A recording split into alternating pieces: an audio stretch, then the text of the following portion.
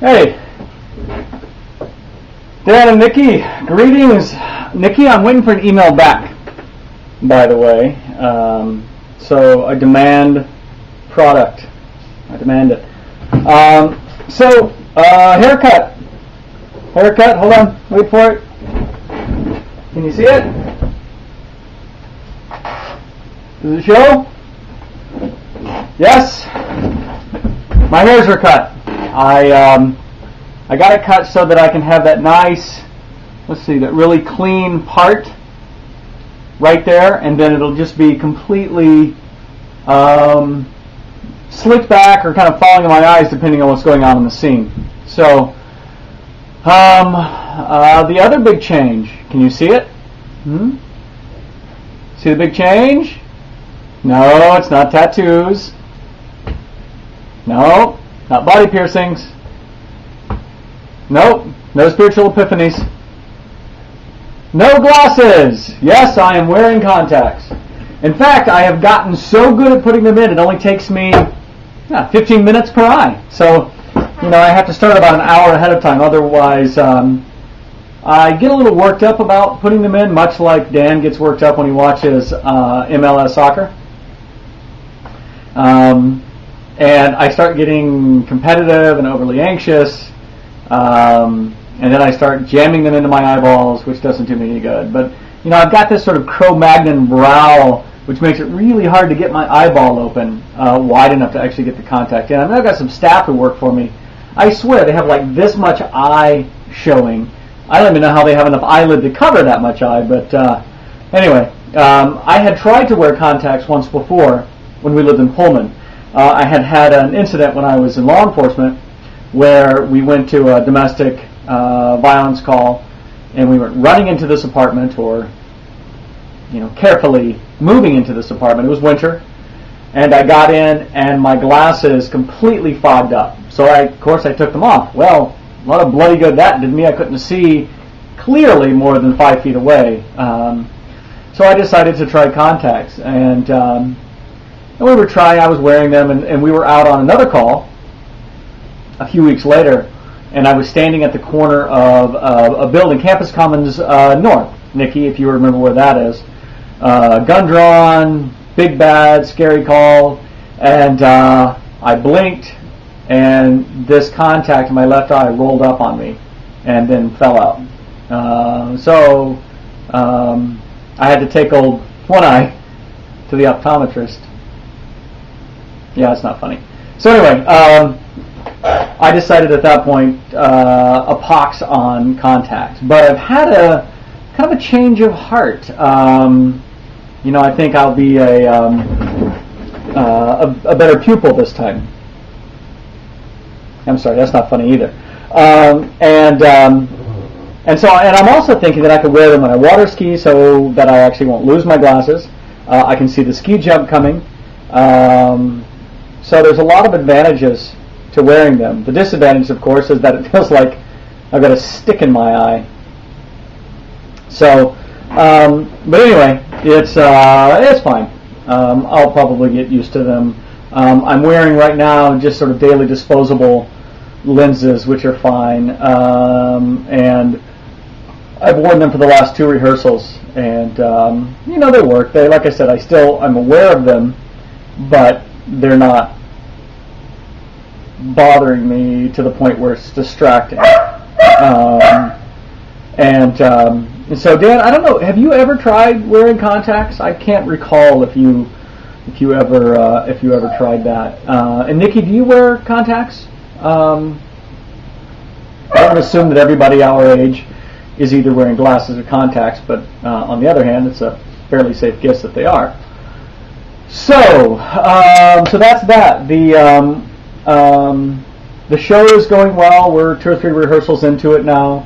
I don't know if I told you, but one of the Great River Shakespeare Festival actors, David Coral is his name, and he works professionally as an actor up in mainly the Twin Cities. But he's got some, other connections, has done some stuff down in Winona outside of Shakespeare, and he agreed to be the other male role in this play. So I mean, there's Rockwell Kent, me, and then there is Kathleen Kent, my wife, who was a St. Mary's University student. The director of the play is a St. Mary's professor. So she brought one of her own down, and all of the tech crew is all St. Mary's students. But and then you've got Alex and Martha Geckler. Alex and Martha were Rockwell Kent's closest friends when he lived in Winona, and continued to be very close friends of his for decades. Actually, all the way up until he died in 1972. But Alex is played by David Corll, and so it's really great to have. And I know. Let me step back. And I know David fairly well because he's been in Shakespeare now for 5 years, and I've had some really interesting conversations with him, and I get along with him well. And I mean, it's for me, it's wonderful to be able to work with a professional and not have to pay him $100 a night, if you know what I mean. And for David, I feel a bit sorry for him in that he has to work with me, but I'm pretty happy. And then Martha Geckler is a woman named Karen, who is she was actually in Harvey with me years ago, and she has an acting background, but she's also Preston's assistant teacher at Bluffview. And then their daughter, Alex and Martha's daughter, Hildegard, is Colleen. So Colleen has a speaking part. It's actually a wonderful speaking part. She's in probably 7 or 8 scenes, and she speaks in, I think, 5 of those. One of them is just Colleen and me, which is really cool. It's like the whole scene was just the two of us. And then in another scene, it's at a party, kind of a stuffy, highbrow party, and I see her, and we start talking, and we end up coming downstage, and we sit down on the edge and we sing a song together, and it's the Strawberry Song, which is my character had a vegetable and fruit wagon, which he drove around town, and he would sing the Strawberry Song with Hildegard while purveying his wares. So anyway, so we get to do that. So that's pretty cool. That's pretty cool. Yes, there will be video of it all. So I'll. And the great thing is, since Lynn wrote the play, it's I can put it on. She won't mind. So unlike Harvey, where it got taken off because of copyright violations. Let's see.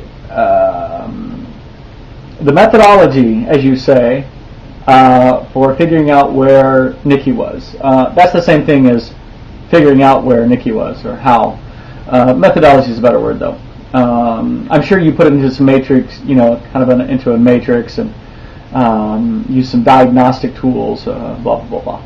Anyway, I'm sure stoichiometrics played a part of it. So anyway, what I did is I just Googled chocolate dragon. Sorry. I know it's lame, but that was not too many chocolate dragons floating around in the States right now. So let's see. So you're in Vegas, Sin City. Yeah, I don't like to think that you are either Sodom or Gomorrah.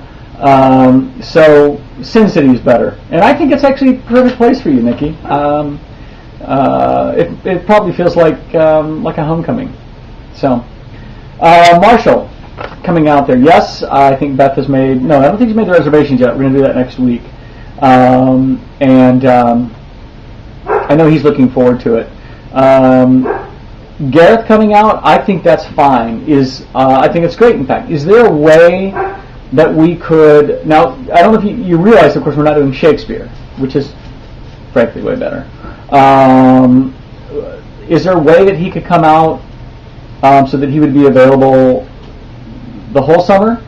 The reason I say is it's certainly easier on me to staff that way. So give that some thought. I know, there's camp and all, and that might be a conflict. So, but we can work through that.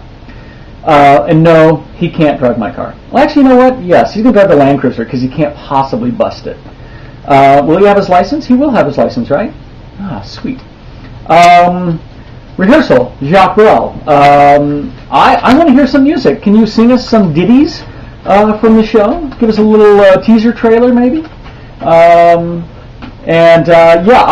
plan on coming out for that. Nikki, that would be wonderful if you could come over for the play as well.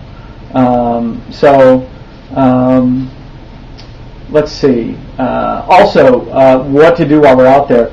You know, I think I really would like to go visit Duncan and just see where he lives because Duncan has asked me to send him his birth certificate, which I have done, and he is applying for a passport. He hopes to be an expatriate by the end of the year. So this might be the last chance I really have to see where he lives and to come out and visit him in Portland. So, I would love to come out. So that being said, the backpacking trip, you said we'd need like 4 days for that.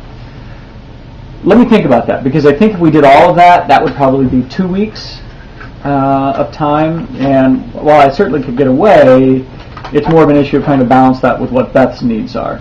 So, let me think about that. Landon Donovan, we can only hope he does not retire. I hope he doesn't. I mean, what are you going to do, Dan? What are you going to do if he retires? Yeah, I don't know. Think about all the spare time you'll have, though. You know, it's once you're no longer worshiping at the altar of Donovan, you'll have tons of spare time. Maybe even time to come out here and learn to water ski. So, and the last thing on my list is, good Lord, what does that say?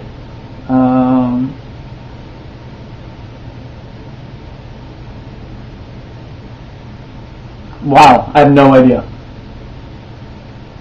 I have no idea what that says. Maybe it'll come to me. So anyway, so that's all the news here. Other than all that, Beth had her interview for grad school. There's apparently 37 applicants, and they have 28 slots, maybe. So, it'd be cool if she got in. Obviously, she's looking forward to it. And if you don't know, if I've not talked about it before, it's in essentially it's a master's in counseling, and specifically she wants to focus on women's health issues. She's always been interested in being a doula, being a midwife, but she realizes that for the time being, she could do this. Time would allow her to do this, whereas being a midwife is much more difficult, given that it's unpredictable hours. So, and I think that's it. I told you Marshall started ballet, so that went apparently fine. He learned first, second, third positions. I wanted to get him to do a plie and to pick me up above his head, but he's not quite there yet. And I went. Oh, did I tell you I went cross country skiing for the first time? Yeah, I did. I told you that. Okay, that's all I got. I still don't know what this last thing. I know it starts with a T and a C. Camo Court. It looks like it says Tammy Camo Court. I have no idea. So anyway, that's all I've got. Go USA and I know what it says. Turning the camera off. How do you turn this camera off? Is it over here? Oh, it must be over here. Is it over here? Did I say go USA already? Go USA! Damn it, why do you turn this thing off?